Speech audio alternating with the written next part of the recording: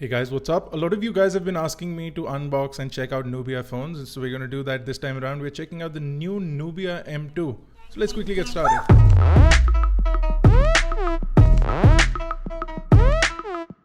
So the Nubia M2 is a recently launched phone. It costs about 21,400 rupees and is available through Amazon. If you guys are interested, I'll leave a link to buying it in the description below. The box is pretty simple and straightforward. It just has the Nubia branding over at the front, plus some details on the device over at the back. Let's quickly go ahead and unbox it. I've got my trusty knife over here. I'm going to cut through the packaging. The first thing inside the box is the Nubia M2. As you can see, it's got this black and gold color. It looks pretty nice. Let me get rid of some of this packaging. So on the back, you can see it's got this matte finish with the gold. It kind of looks nice, but it's not everyone's taste. So you need to be sure. The device is available in a bunch of colors, but I'm not too sure if it is available in all those colors in India or will be available in India in all those colors. If you go further in, you'll also find a bunch of documentation. So this documentation provides information in a bunch of languages. You also have a SIM ejector tool, which is pretty simple, straightforward. Inside the box, you will also get a quick charge 3 certified charger along with a USB Type-C charging cable. Basically completes everything from inside the box. Let's take a quick look at the device itself. So over at the front, you get a 16 megapixel camera, which does have an f2 aperture and an 80-degree wide angle lens. It can capture 1080p video. Below that is the 5.5-inch 1920 by 1080p display. Now this is an AMOLED display and it does have Gorilla Glass over at the front, along with a 401 pixel per inch pixel density.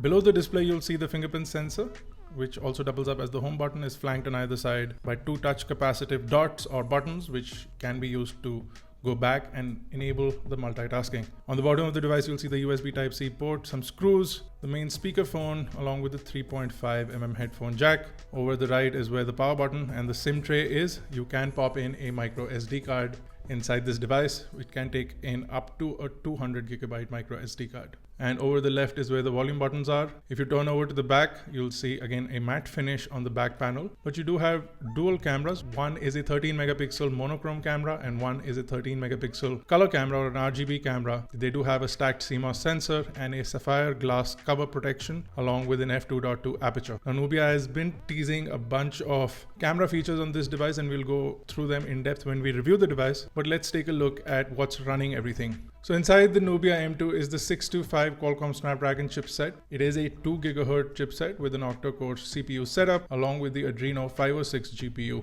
You get 4 GB of RAM and 64 GB of onboard storage with an expandability, like I said, to 200 GB using a micro SD card. The battery is a 3630 mAh battery with a claimed talk time of 40 hours, which is something that I'm eager to test out. And you also get quick charge 3.0. Now the user interface seems fast and responsive, but if you jump into the about screen, you'll see that the device is still running Android 6, which is a bit of a letdown, and no updates so far. So hopefully it gets updated to Android 7 because it's high time, isn't it, guys? Also inside the settings panel, I also managed to jump over to these edge gestures, which seem to be really interesting. So you can hold the edge and swipe inwards to sort of multitask. You can swipe both the edges up or down to increase or decrease brightness, and then you can double click the edge to go back and swipe from bottom of the edge to sort of kill all applications. So these are some really interesting software features that enable you to sort of use your device easily. The device does have a fingerprint sensor, which seems to be fast and accurate as well. The phone also has some other interesting smart features, including a screen split up, a smart cover mode, the custom bottom key mode where you can customize the bottom keys. Then you can also have some touch gestures enabled on the device, all of which you can set up according to your requirements. As far as the camera is concerned, the device does have dual cameras. One is a color 13 megapixel sensor, one is a monochrome sensor. There is a portrait mode on the device giving you a depth effect with 2 meters of distance as the minimum required between you and the subject. You also have a whole bunch of shooting modes, which include trajectory mode, a light draw mode, and slow-mo time lapse. All of these features, something that Nubia has been saying a lot. We're gonna test all of these things out and see if the camera is really as good as they claim it is.